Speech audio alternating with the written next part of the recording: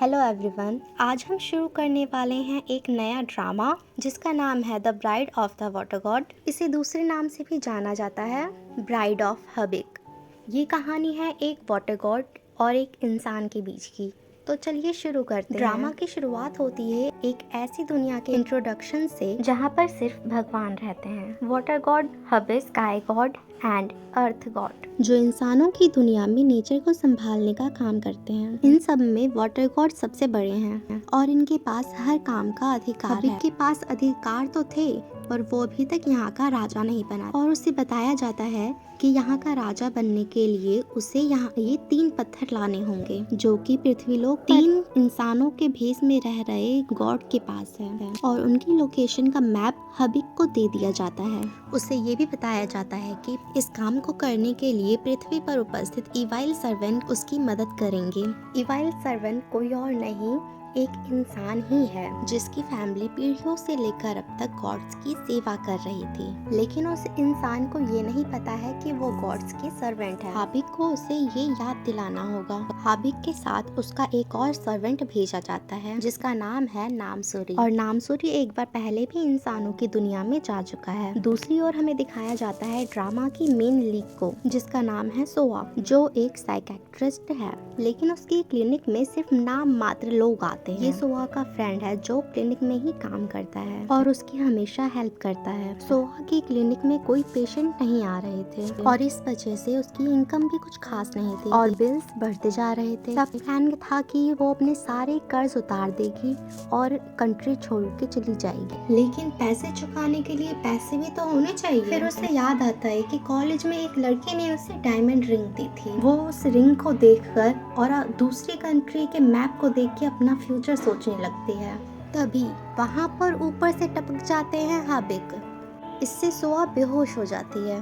अब हाबिक पहली बार इंसानों की दुनिया में आया है तो यहाँ पे एकदम पीके टाइप का सीन हो जाता है। इसके पास पहनने के लिए तो कुछ है नहीं। अब पीके के जैसे इसे रेडियो तो नहीं मिलता पर सोआ का एप्रन जरूर मिल जाता है और वो उसे पहन लेता है और जाते जाते वो अपने तरीके से सोआ को जगा देता है। और जब सोआ जागती है और वो देखती है कि उसकी डायमंड रिंग का कोई अता पता नहीं है और एप्रन भी गायब है, तो उसे लगता है कोई चोर ले गया। वो जोर से चिल्लाती है, चोर, मैं तुम्हें छोड़ूंगी नहीं। पर हबिक तो भगवान है, उसे दूर से आवाज सुनाई दे जाती है। वो कहता है, तुच्छ इंसान, तुम्हारी हिम्मत कैसे हुई मुझे चोर बोलने की? मैं तुम्हें अभी बताता हूँ मैं हूँ कौन। लेकिन फिर उसे याद आता है, बेटे कपड़ा नहीं है अपने पास, इसलिए पंगा लेना सही नहीं है। फिर वो अपने आप से कहता है, इसको तो किसी और दिन सबक सिखाऊंगा। फिर वो अपने रास्ते जाने लगता है और तभी उसे दिख जाता है नामसूरी, जो कि एकदम सूट बुक में था। पर हाबिक से ये तो सहन होना नहीं था।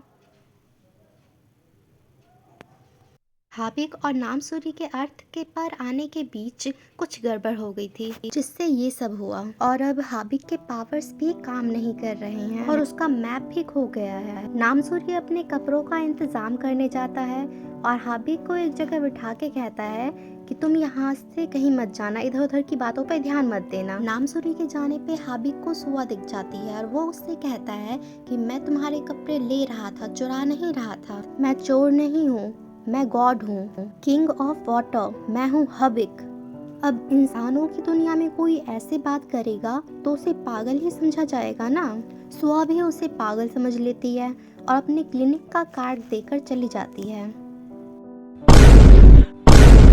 तभी नामसूरी वहाँ आता है और कहता है, महाराज, मैंने आपके रहने का प्रबंध कर दिया है। और वो हबिक को ले जाता है इस जगह पर। अब पैसे तो है नहीं उनके पास, तो फ्री में तो इतना ही मिलेगा ना। अब रहने का इंतजाम हो गया, पर खाने का क्या? वैसे खाना सिर्फ नामसूरी को चाहिए, हबिक को इंसानों की तरह भूख नहीं लगती। अगले दिन वो पार्क में टहलने के लिए निकलते हैं और हबिक मोबाइल को देख के कहता है, ये क्या चीज है, सारे इसे लेके बैठे हुए हैं। नामसूरी कहता है, ये जो कुछ भी है पर खाने की चीज बिल्कुल नहीं है, मुझे बहुत भूख लग रही है। उसकी ऐसी हालत देखकर अब हबिक कहता है कि डिवाइन सर्वेंट को काम पर लगाना होगा और वो दोनों पहुंच जाते हैं डिवाइन गेट पर। डिवाइन गेट एक ऐसी जगह है जो भगवान और इंसानों की दुनिया में आने जाने का रास्ता है और ये जिस जमीन पर खड़े हैं ये असल में सोआ की जमीन है। इससे हबिक को पता चल जाता है कि उसकी इंसानों की दुनिया की सर्वेंट कोई और नहीं, सुआ ही है। सुआ ने अपनी इस जमीन को बेचने का डिसाइड कर लिया था क्योंकि इसी से उसकी पैसों की प्रॉब्लम सॉल्व हो सकती थी। और इन दोनों को यहाँ पे फिर से सामना हो जाता है। सुआ बोलती है, क्या तुम्हें ये जमीन खरीदनी है? हबिक अपनी अकड़ दिखाते हुए कहता है, मूर्ख प्राणी, ये जमीन मेरी ही है, मैं एक गॉड हूँ। ये सुनकर सुआ का सर फिर से चकराने लगता है और वो अपनी कार लेके निकलने लगती है। जब सुआ कार में बैठती है, नामसूरी उसकी कार के आगे आ जाता है। वैसे वो सामने आया नहीं था, उसे भेजा गया था। और एक्सीडेंट का बहाना बनाकर ये दोनों उसकी कार में बैठ जाते हैं। कार में बैठकर हबिक कार को और उसके चलाने तरीके को ऑब्जर्व करता है। उन दोनों को हॉस्पिटल छोड़ने की सोच से निकली सोआ अपना रास्ता भटक जाती है और कार आकर रुक जाती है जंगल के बीचों बीच। इसमें पेट्रोल भी खत्म हो जाता है। बेचारी सोया की ऐसी हालत देखकर हबिक को रहम आ जाता है। फिर वो नामसूरी को पेट्रोल लेने भेजता है और ये दोनों जंगल में उसका वेट करते हैं।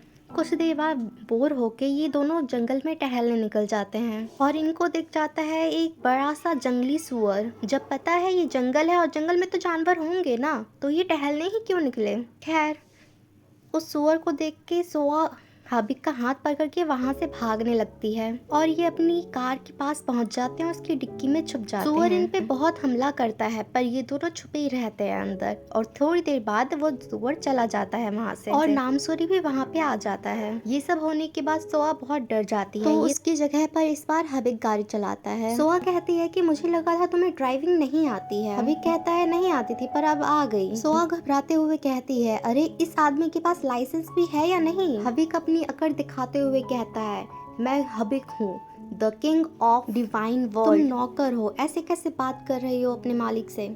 सोआ गुस्से में चिल्ला देती है और कार रोकने को कहती है। जब वो दोनों उतर जाते हैं तो उन्हें थैंक यू कह के वहाँ से जाने लगती है। हबिक कहता है कि तुम्हारी किसी पूर्वज से हमारी सेवा की प्रथा शुरू हुई थी और इस बार तुम्हें ये पूरा करना है। सोआ इन सबको इग्नोर करके वहाँ से जाने लगती है। तब हबिक अपने आप से कहता है, मुझे इसे सब याद दिलाने के लिए अपना आखिरी तरीका इस्तेमाल करना होगा। ये कहकर वो सोआ के पास जाता है और उसे किस कर लेता है और यहीं पर इस पार्ट का एंड होता है।